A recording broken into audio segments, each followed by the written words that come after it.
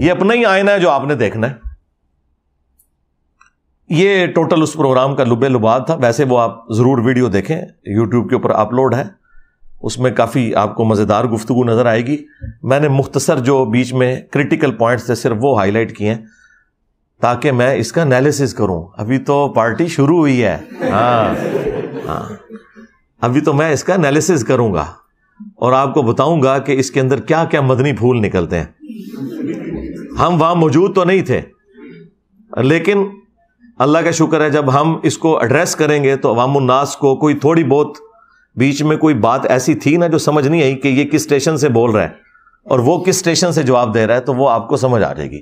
لیکن تفصیل میں جانے سے پہلے ایک دفعہ دروشی پڑھ لیں. اللہم صلی علی محمد وعلی آل محمد واصحاب محمد وازواج محمد وامت محمد اجمعین الی یوم الدین. پہلے تو ہم شروع کرتے ہیں میٹھی میٹھی باتوں سے, یعنی کہ ساحل ادیم بھائی نے جو باتیں کی ہیں ان کا میں کریٹیکل انالیسس کروں گا. طاہر اشرفی صاحب کو ہم پھر بعد میں دیکھیں گے.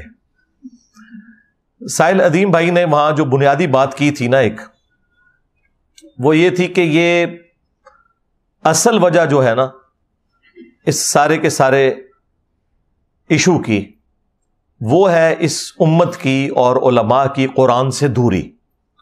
قرآن ہمارے پاس اللہ کی کتاب موجود تھی, لیکن اس کتاب کو ہمارا وہ طبقہ یعنی علماء کا جو کسٹوڈین تھا وہ اس طریقے سے اٹریکٹ فل فارم میں پبلک تک پہنچا نہیں سکا, جس کی وجہ سے باوجود اس کے کہ 52 ٹائمز وہ سال میں یعنی ہر ہفتے ایک دفعہ جمعے کا ممبر اس کے پاس اویلیبل ہے, اس طرح کی فیسلٹی اور کسی بھی جو موومنٹ ہے اس کے پاس موجود نہیں ہے جو اسلام کی اس تحریک میں موجود ہے.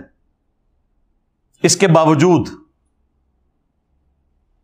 اس سے کوئی فائدہ نہیں اٹھایا جا سکا, اور یہ ذلت جو کچھ ہم دیکھ رہے ہیں اس کے پیچھے جو بنیادی وجہ ہے وہ یہی ہے. تو بالکل ٹھیک ہے, یہ کوئی نئی بات نہیں ہے. یہ بات اللہ کے محبوب صلی اللہ علیہ وآلہ وسلم نے پہلے ہی فرما دی تھی. صحیح مسلم میں حدیث ہے کہ اللہ کے محبوب صلی اللہ علیہ وآلہ وسلم نے فرمایا, بے شک اللہ تعالیٰ اس کتاب کی وجہ سے بعض لوگوں کو عروج دیتا ہے اور بعض لوگوں کو پستی کا شکار کرتا ہے, زوال پذیر کرتا ہے. اور پریکٹیکلی ہم نے دیکھا ہے. اسی لیے تو ڈاکٹر اقبال نے اسی مسلم شریف کی حدیث کی ٹرانسلیشن کی تھی جواب شکوہ میں. وہ زمانے میں معزز تھے مسلمان ہو کر اور تم خوار ہوئے تارک قرآن ہو کر.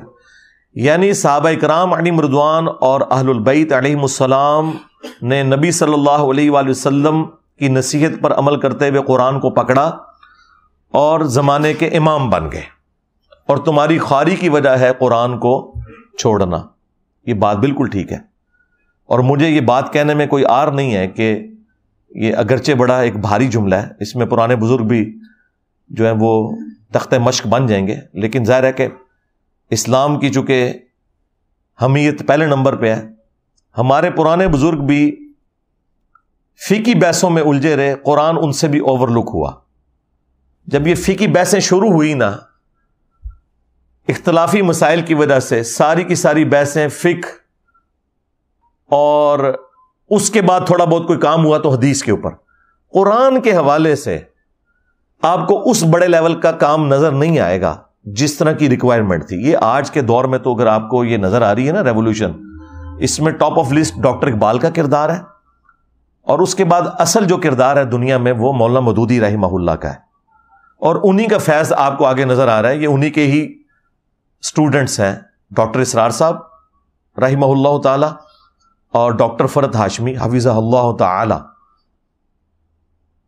یہ انہی کے ہی اسٹوڈنٹس ہیں. ڈاکٹر فرد ہاشمی کے جو والد تھے وہ جماعت اسلامی کے سرگودا کے امیر تھے. تو اس وقت پریزنٹ ورلڈ میں دنیا میں جہاں قرآن کی آواز نظر آ رہی, ایون نعمان علی خان وہ بھی انڈائریکٹلی مودودی صاحب کے اسٹوڈنٹ ہیں, کیونکہ ڈاکٹر اسرار صاحب کے اسٹوڈنٹ ہیں آگے سے. تو دنیا میں جہاں کہیں آپ کو قرآن کی آواز اس وقت نظر آ رہی ہے نا, اس کے پیچھے مودودی صاحب کی خدمات ہیں. یہ بات ماننے میں کوئی آر نہیں کسی کو ہونی چاہیے. اب اس پہ غم کھایا جائے کہ اللہ تعالیٰ نے کوئی مولوی کیوں نہیں چنا اس کام کے لیے, تو بھائی پاکستان بنانے کے لیے بھی اللہ تعالیٰ نے کوئی مولوی نہیں چنا. ہاں, اور بعد میں نہ مولانا مودودی کوئی مولوی تھے, نہ کوئی ڈاکٹر اسرار صاحب مولوی طبقے سے تھے, نہ احمد دیدار صاحب, نہ ڈاکٹر ذاکر نائک. یہ اللہ تعالیٰ اپنا کام جس سے مرضی لے لے. اللہ چاہے تو ایک ایسے شخص سے جس کی زبان میں لکنت ہے 300 سال کی فرعون کی حکومت ختم کروا دے. وہ اللہ نے اپنی پاور شو کرنی ہوتی ہے نا. تو یہ اللہ کے فیصلے ہوتے ہیں.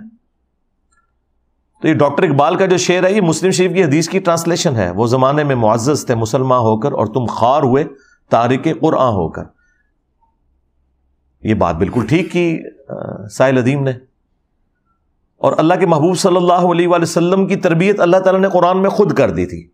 وَأُوحِيَ إِلَيَّ هَذَا الْقُرْآنُ لِأُنذِرَكُمْ بِهِ وَمَنْ بَلَغَ. اے نبی تم فرماؤ یہ قرآن اللہ تعالیٰ نے مجھے اس لیے وحی کیا ہے کہ اس قرآن کے ذریعے میں تمہیں بھی تبلیغ کر دوں, اور جس تک یہ دعوت پہنچ جائے وہ بھی قرآن کے ذریعے آگے بات کرے. یہ انسٹرومنٹ آف دعوت ہے نبی صلی اللہ علیہ وآلہ وسلم کا. یہ پچھلے ویک کو میں نے جو سویڈن میں یہ گستاخی ہوئی ہے اس پہ میں قرآن کے اوپر آلموسٹ 1 گھنٹہ بولا ہوں. میں دوبارہ وہ ساری آیات اور احادیث مجھے جو ازبر ہیں میں وہ فی البدی سنانا شروع کروں تو 1 گھنٹہ اور لگ جائے گا. جس سے شوق ہے وہ والی ویڈیو ضرور دیکھیں. یہ انسٹرومنٹ آف دعوت ہے. پھر سورہ قاف میں اللہ تعالیٰ نے فرمایا فَذَكِّرْ بِالْقُرْآنِ مَن يَخَافُ وَعِيدٍ. اے نبی قرآن کے ذریعے واضح و نصیحت کریں, جو بھی اللہ کی دھمکی سے ڈر جائے اسے آپ نصیحت کریں اس کتاب کے ذریعے. اور مزے کی بات آپ کو بتاؤں, صحیح مسلم میں حدیث ہے کہ نبی صلی اللہ علیہ وآلہ وسلم کہ جمعے کا جو خطبہ تھا وہ اکثر سورہ قاف ہی ہوا کرتی تھی. یہ سورت نمبر 50. ایک ہے سورت الکہف جو اصحاب الکہف والی ہے, وہ 18 نمبر ہے. وہ جمعے کے وظیفے میں آتی ہے. المستدرک للحاکم میں صحیح سند سے حدیث ہے کہ جو کوئی پڑھ لے اسے تو اگلے جمعے تک اللہ تعالیٰ کی طرف سے ایک نور اس کے لیے مقرر ہو جاتا ہے. لیکن ایک سورہ قاف ہے 2 نقطوں والا قاف, حروف مقطعات میں سے, سورت نمبر 50 پارہ نمبر 26 میں. مختصر سی سورت ہے. اس کے اوپر میری تفصیلی ویڈیو مسئلہ نمبر 59 ریکارڈ ہے جو میں نے پوری سورت اس میں کور کی تھی. کیا زبردست انداز میں اللہ تعالیٰ نے اپنا تعارف کروایا ہے, فکر آخرت اور جدید جو سائنٹیفک فیکٹس ہیں ان کے حوالے سے بھی میں نے تفصیلی گفتگو اسی سورت کے کانٹیکسٹ میں کی تھی. مختصر سی سورت ہے وہ. اس کی آخری آیت ہے یہ فَذَكِّرْ بِالْقُرْآنِ مَن يَخَافُ وَعِيدٍ.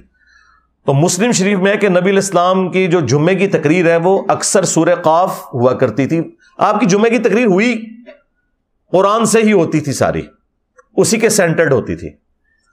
اور ایک صحابیہ کہتی ہیں کہ نبی صلی اللہ علیہ وآلہ وسلم سے میں نے جمعے کی تقریر میں سورہ قاف اتنی دفعہ سنی کہ مجھے زبانی یاد ہو گئی. یہ مسلم شریف کے الفاظ ہیں. اب وہاں پہ تو چونکہ زبان عربی تھی سننے والوں کی بھی اور خطیب کی بھی, لہٰذا کوئی ٹرانسلیشن کی ضرورت نہیں پڑتی تھی. لیکن آج کل تو ظاہر ہے کہ ہمیں اپنی نیٹو لینگویج میں ہی جمعے کا خطبہ دینا ہے. جمعے کا جو طریقہ اہل الحدیث نے اڈاپٹ کیا ہے نا, یہ سنت کے مطابق ہے. حنفیوں نے جو یہ اردو والی تقریر خود سے ساتھ لگا لی ہے نا, اس کی وجہ سے 3 خطبات انہوں نے کر دی ہیں. جمعے کے دن نبی صلی اللہ علیہ وآلہ وسلم کے 2 خطبات ہوتے تھے اور دونوں کھڑے ہو کر ہوتے تھے. بیٹھ کے آپ تقریر نہیں کرتے تھے, بیٹھ کے تو وہ پیشن ہی نہیں آتا. اب مسلم شریف میں حدیث ہے, جابر بن عبداللہ سے یہ حدیث روایت کی ہے امام باقر علیہ السلام نے, اور امام باقر سے سنی ہے امام جعفر علیہ السلام نے, کہ جب نبی صلی اللہ علیہ وآلہ وسلم ممبر پر چڑھتے تو آپ کی آواز بلند ہو جاتی, غصے میں اضافہ ہو جاتا, آنکھیں سرخ ہو جاتی, گویا کوئی جرنیل اپنی فوج کو تیار کر رہا ہو. اور پھر آپ فرماتے میں اور قیامت اس طرح ساتھ بھیجے گے جس طرح یہ 2 انگلیاں. اور پھر آپ کہتے اما بعد فإن خیر الحدیث کتاب اللہ وخیر الہدی ہدی محمد صلی اللہ علیہ وآلہ وسلم وشر الامور محدثاتها وکل محدثۃ بدعہ وکل بدعۃ ضلالہ وکل ضلالۃ فی النار. آگاہ ہو جاؤ, سب سے بہترین کلام اللہ کی کتاب ہے, سب سے ہدایت یافتہ راستہ محمد صلی اللہ علیہ وآلہ وسلم کا ہے. بدترین کام وہ ہیں جو دین میں خود سے داخل کر دیے جائیں. یہ تمام کام بدعتیں ہیں اور یہ تمام بدعتیں گمراہیاں ہیں اور یہ تمام گمراہیاں جہنم میں لے جانے والی ہیں. वलियाउज़ु बिल्लाहि ताला अल्लाहुम्मा अजिरना मिनन नार। तो नबी अलैहिस्सलाम खड़े होकर खुतबा देते थे और 2 खुतबों के दरमियान थोड़ी देर के लिए वक्फा करते थे बैठकर। 3 खुतबे नहीं थे आपके होते, और वो दोनों चूंकि सुनने वाले अरबी थे तो अरबी में होते थे। अहले हदीस ने बिल्कुल उसी को अडॉप्ट किया है, वो भी 2 खुतबे देते हैं, हम्दो सलात जो है वो अरबी में और उसके बाद तकरीर उर्दू में,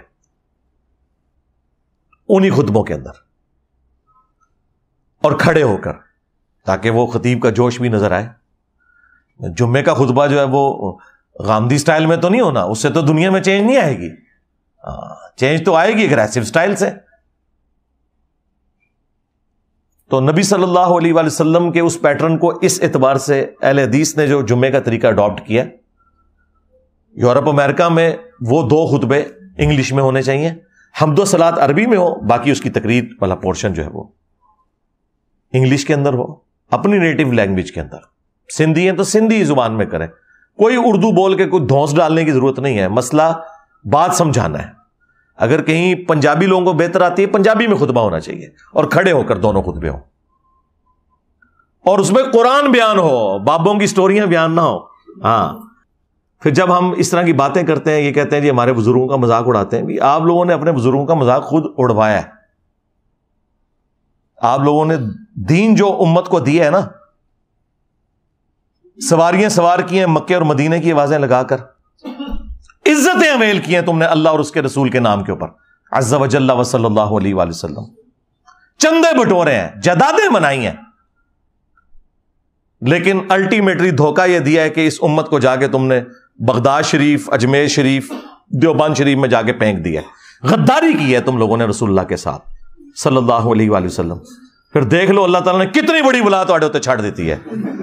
कहते ने जी इंसानी तारीख ही जितना बड़ा फितना नहीं आया। बिल्कुल सही कहा है तू, ओड़ा पीर नहीं जिन्हें मेरे सिर की कीमत रखी है। उन्हें क्या कि इतना बड़ा फितना इस्लामी तारीख ही नहीं आया। बिल्कुल ये अरबी वाला फितना तुहाडे उत्ते इतनी बड़ी आजमाइश कदे पई नहीं सी।